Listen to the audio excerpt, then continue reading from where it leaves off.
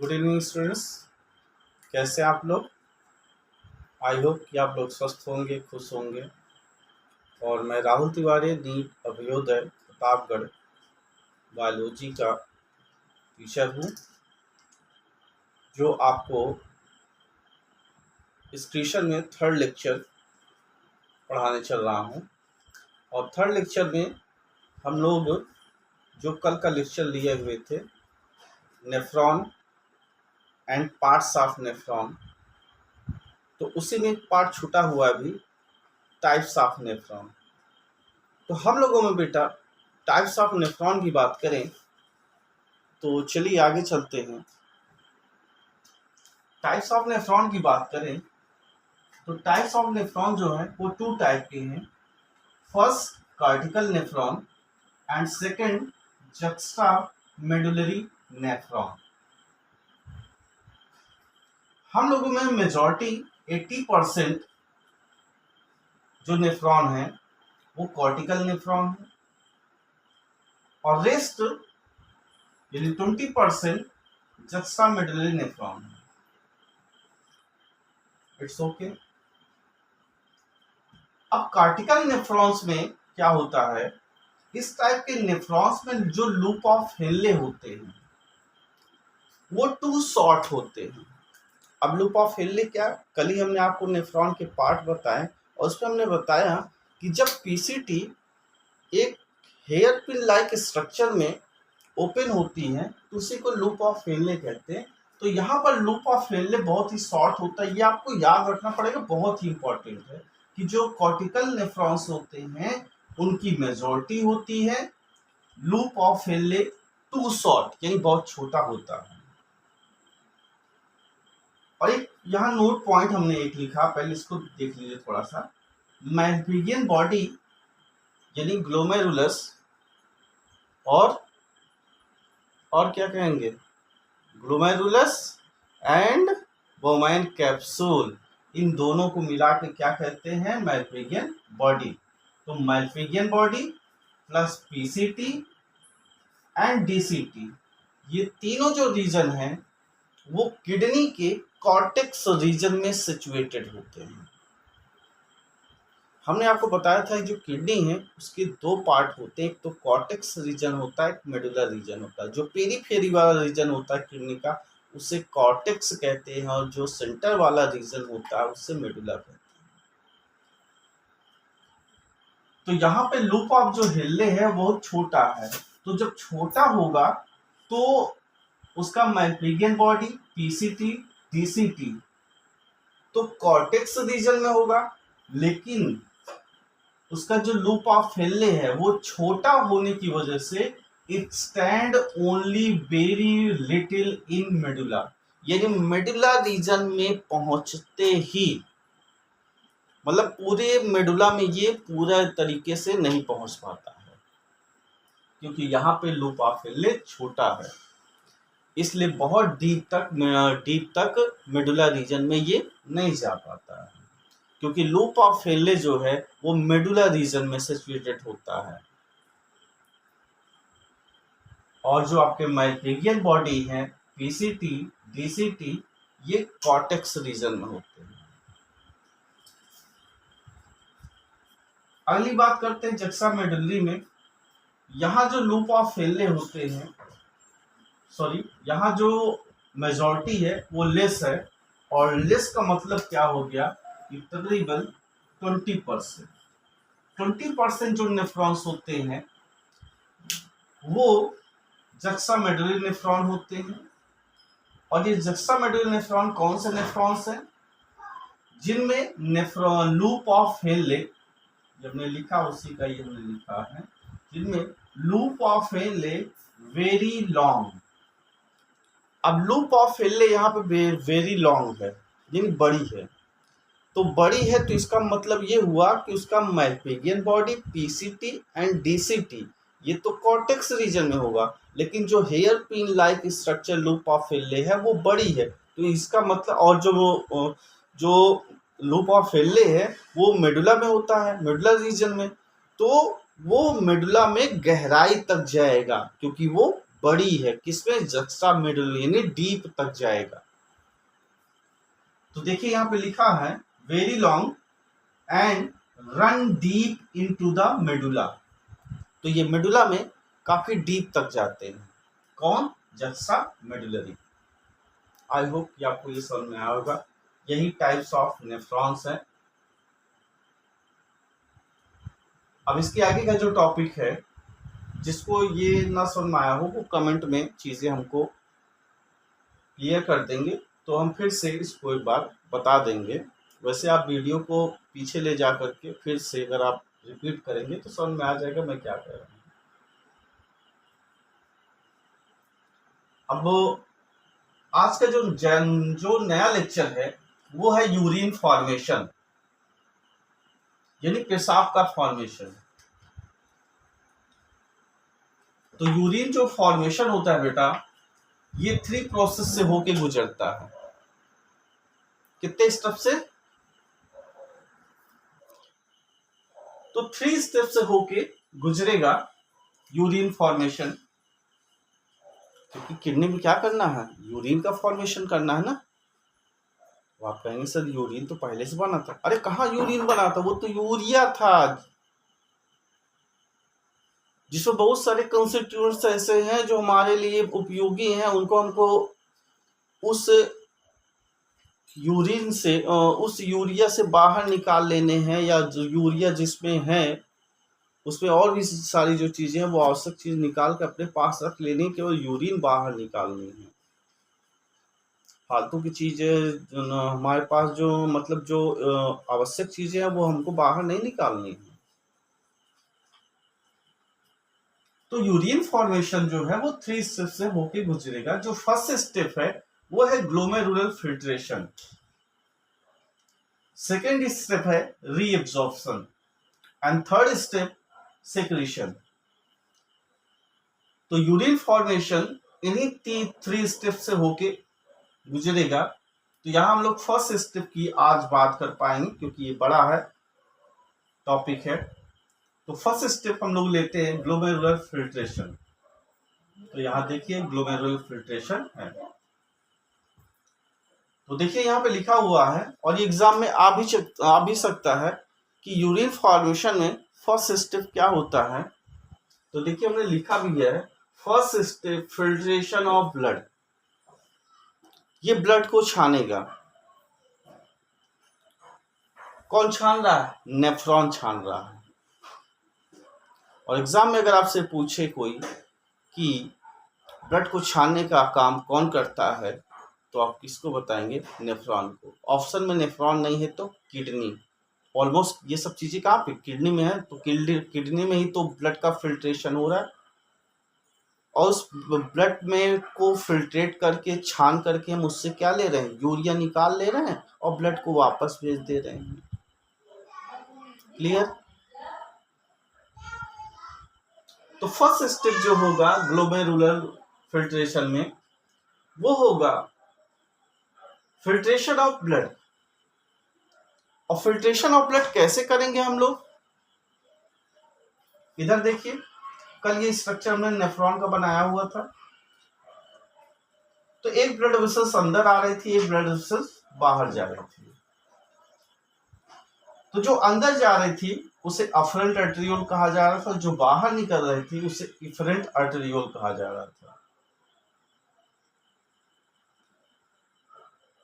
तो जो afferent arteriole है, जब ये नेफ्रॉन में अंदर जाती थी तो टफ्ट ऑफ कैपिलरी यानी ग्रुप ऑफ कैपिलरी का स्ट्रक्चर बनाती थी, जिसे हम लोग ग्लोमेरुलस कहते हैं। तो ये ग्लोमेरुलस है।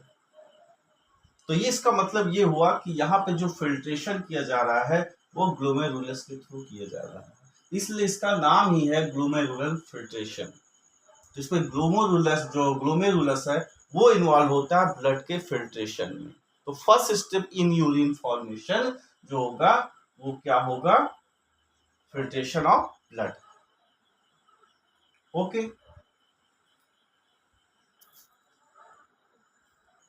आगे कंटिन्यू करते हैं बेटा। By the glomerulus. तो देखिए आगे लिखा भी हुआ है। तो आपसे पूछा जाएगा कि फर्स्ट स्टेप यूरिन फॉर्मेशन किसके थ्रू होता है? अभी तो हमने पूछा था क्या होता है, तो आप कहेंगे ब्लड का फिल्ट्रेशन, लेकिन कौन करेगा? ग्लोमेरुलस करेगा। It's okay.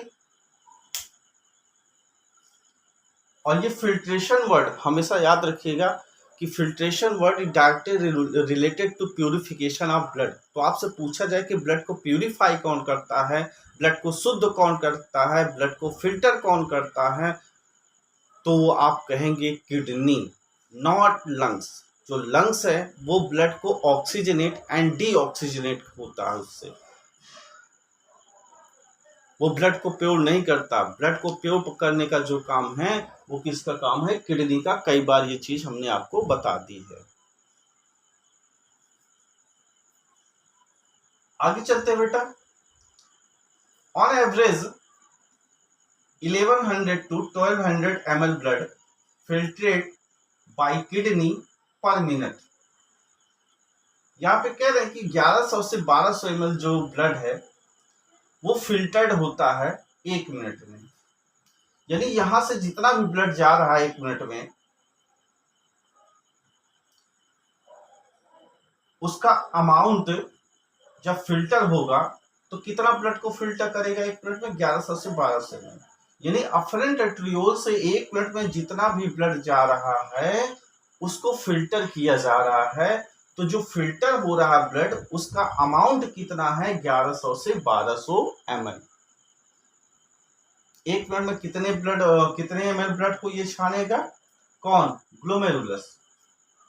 कितना छानेगा? 1100-1200 ml। इसको याद रखिए, 1100 से लेकर के 1200 ml तक। और कितने टाइम में? 1 मिनट में। अगली बात यहां पे कह रहे हैं बाय द किडनी। अब यहां पे इसने ईच किडनी नहीं बोला, बाय द किडनी बोला है। तो बाय द किडनी का मतलब दोनों किडनी इसमें आ गई। It's okay. तो दोनों किडनी में मिला करके 1 मिनट में कितना ब्लड को फिल्टर किया जाता है? तो 1100 से 1200 ml। और ये तकरीबन होता है विच कंस्टिट्यूएंट रफली 1/5 of blood pump out by each ventricle of heart in a minute. ये जो 1100 से 1200 ml अमाउंट है ब्लड का जो 1 मिनट में किडनी फिल्टर कर रही है, ये 1/5 पार्ट होता है। 1/5 पार्ट का मतलब यानी एक हमारे हार्ट में जितना भी ब्लड है उसका 5वां भाग 1 मिनट में फिल्टर किया जाता है।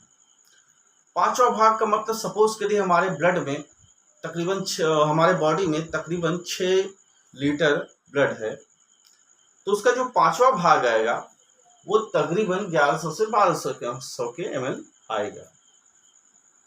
तो यहाँ पे वही कह रहे हैं कि रफली देखा जाए ये 1100 से लेकर के 1200 ml जो ब्लड है वो वेंट्रिकल के थ्रू जितना ब्लड पंप किया जाता है उसका ये 1/5 ही होता है।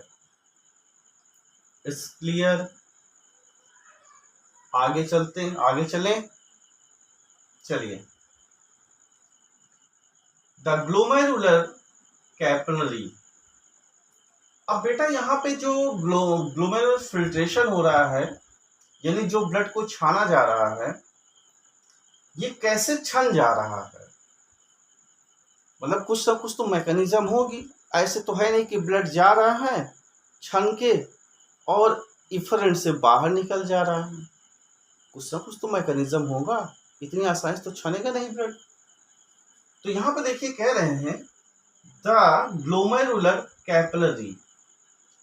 अब ग्लोमेरुलर कैपिलरी का मतलब क्या हुआ भाई? जब अफरेंट नेफ्रॉन के अंदर गई, बोमाइन कैप्सूल पे सिचुएटेड हुई, तो अफरेंट आर्टेरियोल फाइन कैपिलरी में डिवाइड हुई, टॉप कैपिलरी बनाई।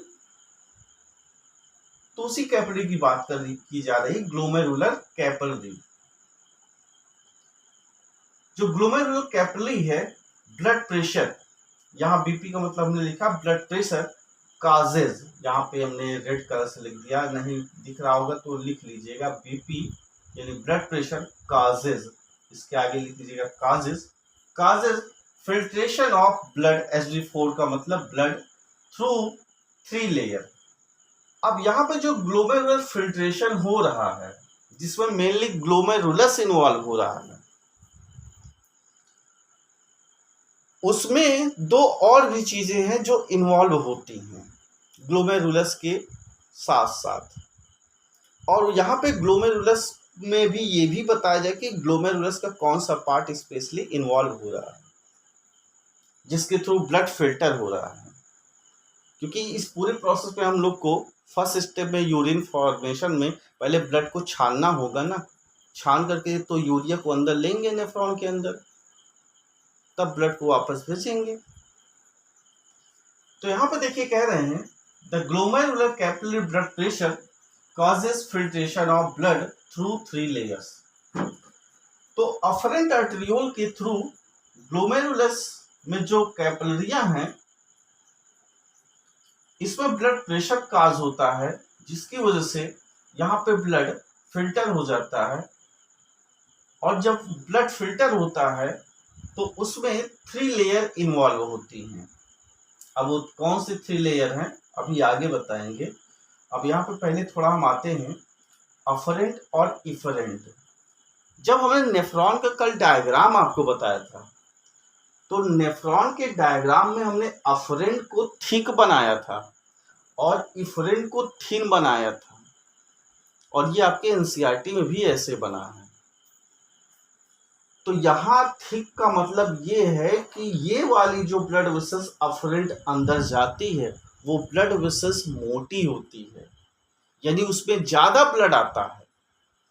और इफरेंट के थ्रू जब ब्लड निकलता है तो वो पतली है, तो उससे ब्लड कम निकल पाता है। यानी जितने अमाउंट में ब्लड जा रहा है, जितने ब्लड प्रेशर से, उतने ब्लड प्रेशर से ब्लड निकल नहीं पा रहा है, जिसकी वजह से क्या होगा कि यहाँ ग्लोमेरुलस कैपिलरियों में एक प्रेशर क्रिएट होगा, जिसे ग्लोमेरुलर फिल्ट्रेशन प्रेशर कहते हैं। आप लोग के सिलेबस पर नहीं है। तो फिल्ट्रेशन प्रेशर एक लगता है यहाँ पे, क्योंकि ये मोटी है और ये पतली है तो ज्यादा ब्लड जा रहा है लेकिन निकल क्या पा रहा है, कम पा रहा है, जिसकी वजह से यहाँ एक प्रेशर क्रिएट होगा और जो भी चीजें यहाँ पे छाननी है वो छनने लगेगी। क्लियर? तो इस पे याद रखिएगा, डायग्राम में बनाया, थ्योरी में नहीं लिखा है। तो अफरेंट आर्टेरियोल जो होती है वो थिक होती है, इफरेंट जो होती है वो थिन होती है, जिसकी वजह से यहाँ पे प्रेशर क्रिएट होता है और उसकी वजह से ग्लोमेरुलर फिल्ट्रेशन होता है, जिसमें 3 लेयर इन्वॉल्व होंगी। फर्स्ट लेयर है यहाँ हमने फर्स्ट लिखा है endothelium of glomerular blood vessels. Blood vessels मतलब कैपिलरी। ग्लोमेरुलस में कौन सी ब्लड वेसल्स है? टोटल कितनी ब्लड वेसल्स है? 3 है ना, आर्टरी, वेन एंड कैपिलरी। तो यहाँ पे क्या है? कैपिलरी, क्योंकि एक्सचेंज जो होता है किसी भी चीज का वो कैपिलरी के थ्रू होता है, क्योंकि वो सिंगल लेयर होती है। और कौन सी लेयर उसमें होती है? इंडोथीलियम लेयर होती है। क्लियर?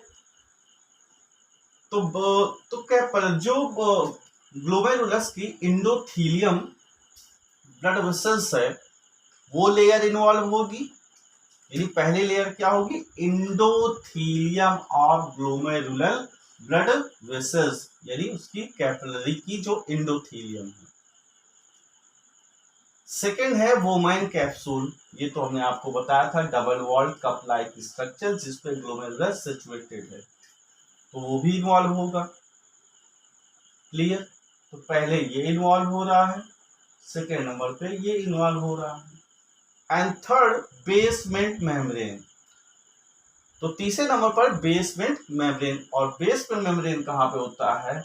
बिटवीन देम, यहाँ पे होता है।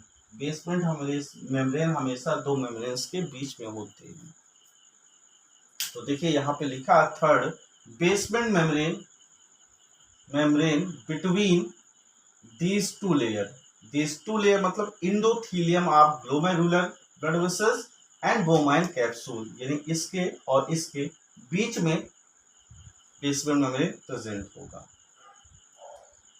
अब बोमाइन कैप्सूल के लिए कुछ यहाँ पे कहा जा रहा है क्या कह रहे हैं बेटा, the epithelial cell of Bowman capsule.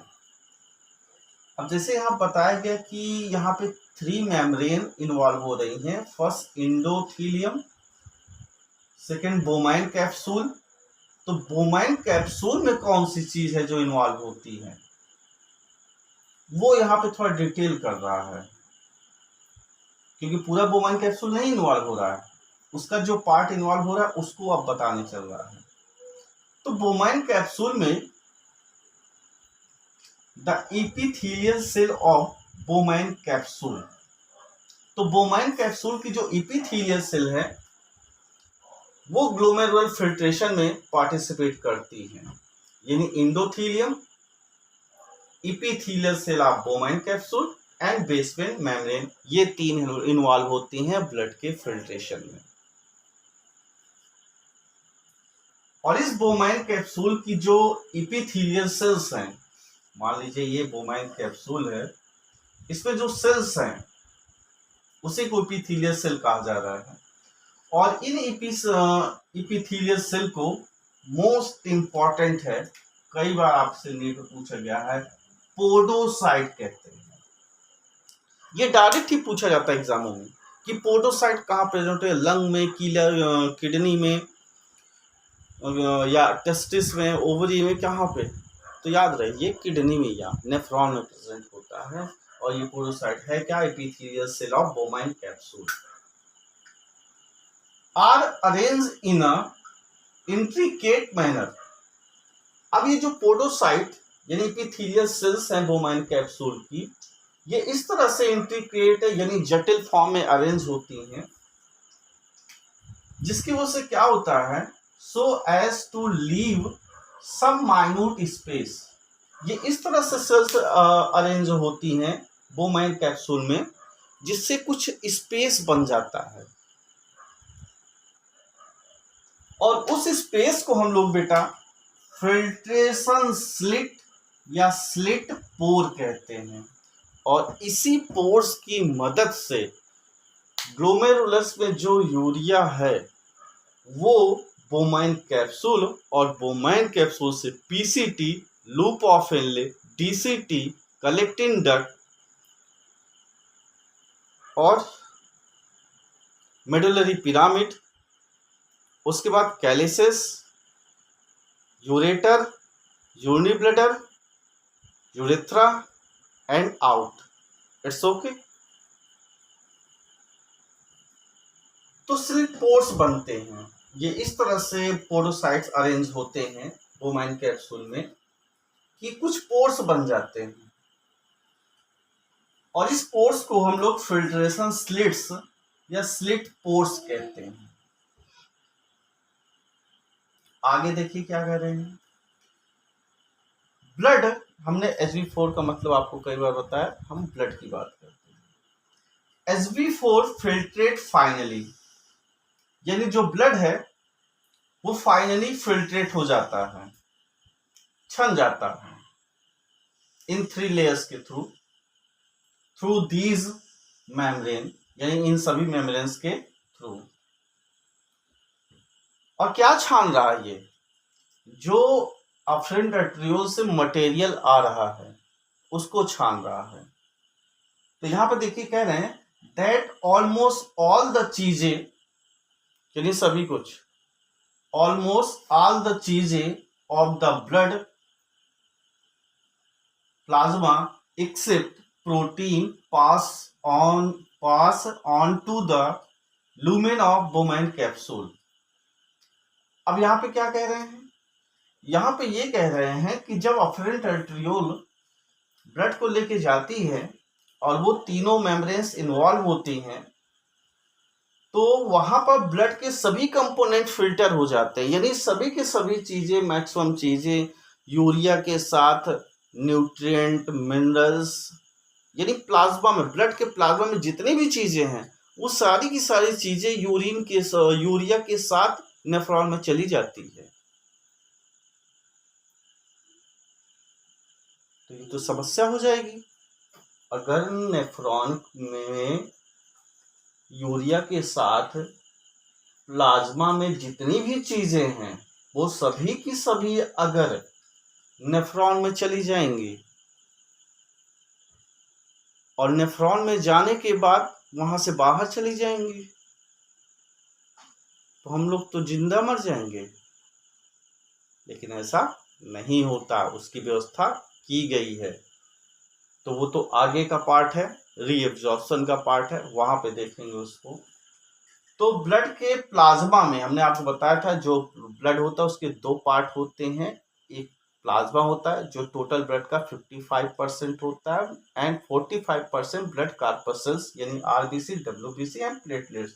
तो जो प्लाज्मा वाला पार्ट है 55%, उसमें से सब कुछ छन जाता है इन तीनों मेम्ब्रेन्स के थ्रू। लेकिन क्या नहीं छनता, इसको याद रखिएगा, मोस्ट इंपॉर्टेंट है प्रोटीन मॉलिक्यूल। जो प्रोटीन्स मॉलिक्यूल हैं वो फिल्टर्ड नहीं होते, यानी वो नेफ्रॉन के अंदर नहीं जाते हैं। और क्यों नहीं जाते उसका सबसे बड़ा रीजन ये है कि प्रोटीन मॉलिक्यूल्स बड़े होते हैं, इसलिए वो उसके अंदर नहीं जा पाते हैं। यानी फिल्ट्रेशन स्लिट को, पोर को पार करके वो अंदर नहीं जा पाते क्योंकि उनका मॉलिक्यूल्स बड़ा होता है। It's okay. अब ये जो फिल्टर्ड मतलब जो चीजें छन के तीनों मेम्ब्रेन्स के थ्रू छन करके आगे कहां जाके इकट्ठे होंगी, देखिए यहां पे लिखा हुआ है on to the lumen of Bowman capsule. तो ये जो बोमैन कैप्सूल है इसका ल्यूमेन, ल्यूमेन का मतलब जो उसके अंदर की जो जगह है ये है ल्यूमेन, मान लीजिए ल्यूमेन। तो यहां पे जाकर जो चीजें ब्लड ग्लोमेरुलस में छानी हुई है और उसको नेफ्रॉन में भेजना है तो वो उसको ले जाके पहले ल्यूमेन में रख देगा बोमैन कैप्सूल के। Clear? Therefore, it considered as a process of ultrafiltration. इसलिए इस प्रोसेस को अल्ट्राफिल्ट्रेशन कहते हैं। क्यों? क्योंकि यहाँ पे प्रोटीन नहीं छन रही और सारी चीजें प्लाज्मा की छन करके नेफ्रॉन में चले जा रहे हैं, और प्रोटीन नहीं छन रही है, वो ब्लड के साथ, तो जो प्रोटीन है वो इफरेंट वाले के साथ वापस लौट जाएगी, इसलिए इसको अल्ट्राफिल्ट्रेशन कह रहे हैं।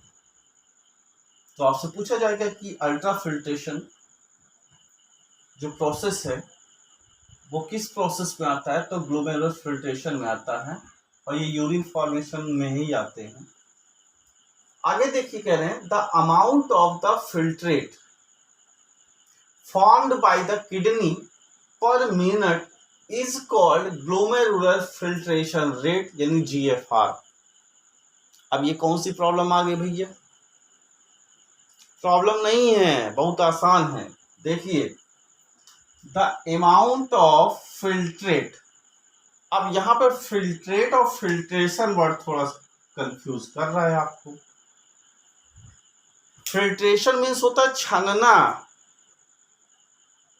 फिल्टर होना, और फिल्ट्रेट मीन्स ये होता है कि जो चीज ल्यूमेन में आके इकट्ठा हुई उसी को हम लोग क्या कह रहे हैं? फिल्ट्रेट। जो चीज ल्यूमेन में आके इकट्ठा हुई उसी को हम क्या कह रहे हैं? Filtrate. The amount of filtrate formed by the kidney पर मिनट, यानी किडनी एक मिनट में जितना फिल्ट्रेट को बनाती है या इकट्ठा करती है, कहां पे? ल्यूमेन ऑफ बोमैन कैप्सूल, इसी को हम लोग क्या कहते हैं? Glomerular filtration rate. नहीं समझे? The amount of filtrate formed by the kidney इन पर minute is called glomerular filtration rate यानी GFR। एक मिनट में जितना फिल्ट्रेट यहां से छन करके यहां इकट्ठा हो जाएगा किडनी में या नेफ्रॉन में, और यहाँ पे किडनी लिखा हुआ है, ईच तो लिखा नहीं हुआ है, तो यानी दोनों किडनी की बात कर रहा है। तो जीएफआर दोनों किडनी की बात कर रहे हैं यहाँ पे।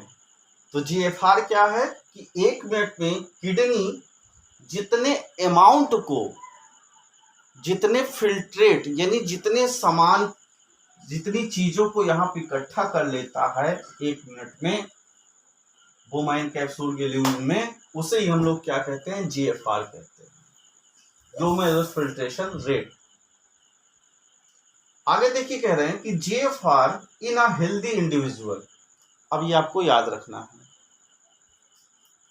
GFR in a healthy individual is approx, ये जो आपको सिंबल दिख रहा है ये अप्रॉक्स आप जानते हैं, GFR in a healthy individual is 120 ml पर मिनट। अब जैसे यहाँ पे कहा गया कि 1 मिनट में जितना वो मटेरियल को इकट्ठा करता है किडनी अपने ल्यूमेन में, यानी बोमाइन कैप्सूल के ल्यूमेन में, उसको हम लोग जीएफआर कहते हैं। अब उसकी वैल्यू आपको बता रहा है कि कितना इकट्ठा करता है, 100 ग्राम, 200 ग्राम, 50 ग्राम, 1 ग्राम, 2 ग्राम, 1 तोला, 2 तोला, 3 तोला, 4 तोला। तो यहाँ पे 120 ml 1 मिनट में यहाँ पे 120 ml फिल्ट्रेट इकट्ठा होता है। और अगर पूरे 24 घंटे में, यानी जब 120 ml 1 मिनट में है, तो 120 ml इंटू 24 आवर्स, इससे 1 मिनट में इतना हो रहा है, और इसको 24 आवर्स से अगर मल्टीप्लाई कर दें तो तकरीबन 180 लीटर जीएफआर यहाँ पे इकट्ठा होता है। कितनी बड़ी वैल्यू है। एक तो 70 से 80, 70 या 60, 65, 50 केजी हम लोग का वजन ही है, ऊपर से इसमें ये कह रहा है 180 लीटर पर डे, यानी 24 घंटे में इसके हिसाब से चले तो इतना ये ब्लड को फिल्ट्रेट करके यहाँ पे इकट्ठा करता है मैटर को। लेकिन यूरिन कितना रिलीज होता है पर डे, तकरीबन 1.5 लीटर, 1.5 लीटर यूरिन रिलीज पूरे डे, पर डे।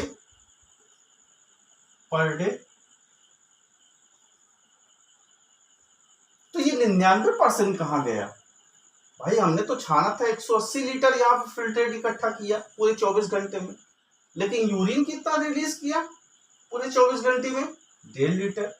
कभी कभी ज्यादा भी होता है, ऐसा नहीं है, 1.5 लीटर से 2 लीटर भी होता है। जो लोग ज्यादा पानी पीते हैं, मेरे टाइप के लोग हैं, ठीक है, तो हम लोग ज्यादा जो लोग पानी ज्यादा पीते हैं उनमें थोड़ा सा यूरिन ज्यादा रिलीज होता है, उससे कोई दिक्कत नहीं है, क्योंकि किडनी का जो मेन फंक्शन है वो तो फिल्ट्रेशन ऑफ ब्लड भी है, साथ ही साथ ऑस्मो रेगुलेशन भी है।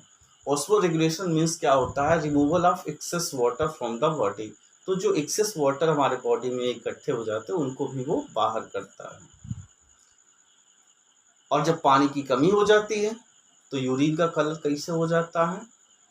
बहुत येलो, बहुत गाढ़ा हो जाता है। तो इसका मतलब ये होता है कि पानी की कमी है। और अगर यूरिन का कलर बिल्कुल हल्का येलो है तो ये समझ लीजिए पानी का लेवल आपकी बॉडी में मेंटेन है, सही है। तो ये 80 लीटर, 180 लीटर कहाँ गया है वो हम लोग अगले लेक्चर में देखेंगे, यानी रीएब्जॉर्प्शन में। आगे देखते हैं,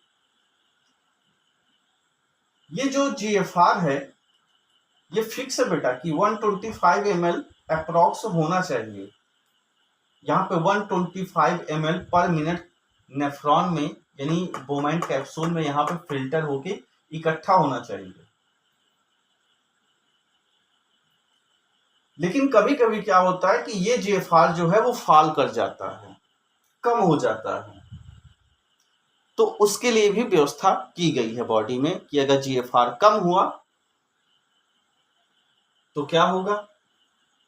जीएफआर को बढ़ा लिया जाएगा, नॉर्मल कर लिया जाएगा।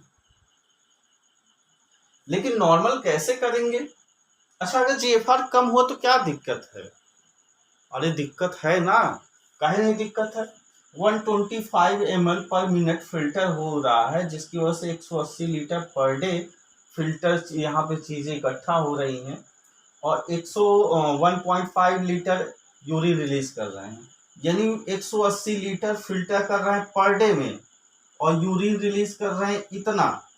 तो अगर जीएफआर कम हुआ तो लीटर कम हुआ और लीटर कम हुआ इधर तो यूरिन भी कम हुआ और यूरिन कम रिलीज हुआ तो मतलब समझ रहे हैं बॉडी में जहर फैलना,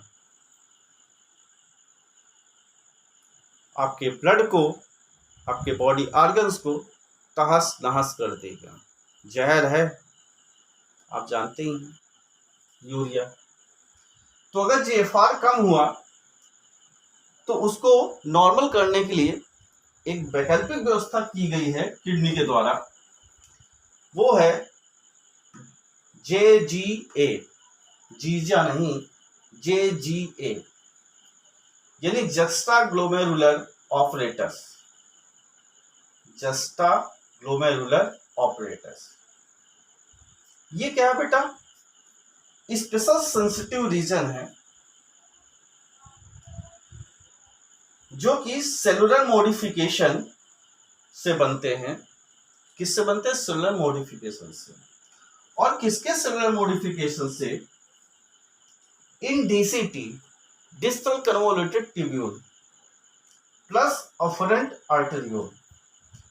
तो distal convoluted tubule and afferent arteriole में सेलुलर मॉडिफिकेशन हो जाता है। इसे को हम स्पेशल सेंसिटिव रीजन कहते हैं, जो कि नेफ्रॉन में प्रेजेंट होता है। और ये क्या करता है? जीएफआर को, अगर जीएफआर फॉल कर रहा है, कम हो रहा है, तो उसको वो नॉर्मल करेगा। तो कैसे करेगा? देखिए यहाँ पे लिखा है फॉल जीएफआर। अगर जीएफआर फॉल कर रहा है, यानी 125 ml पर मिनट नहीं फिल्ट्रेट हो रहा है और जीएफआर कम, इसका मतलब हुआ तो एक्टिव द जेजी मतलब जेजी का मतलब क्या हो गया? Juxta glomerulus cell. जो इन जस्टा ग्लोमेरुलर ऑपरेटस की जो सेल्स हैं वो एक्टिव हो जाती हैं। जैसे जीएफआर कम हुआ, इसके जेजीए के जो सेल्स हैं वो एक्टिव हो जाती हैं और एक्टिव होकर के बेटा एक केमिकल का सिक्रीशन कर रही हैं जिसे हम लोग कहते हैं रेनिन। और ये जो रेनिन है एक टाइप का हार्मोन्स है। और एक रेनिन हमने आपको और बताया हुआ था क्लास में, और उसकी स्पेलिंग होती है RENNIN।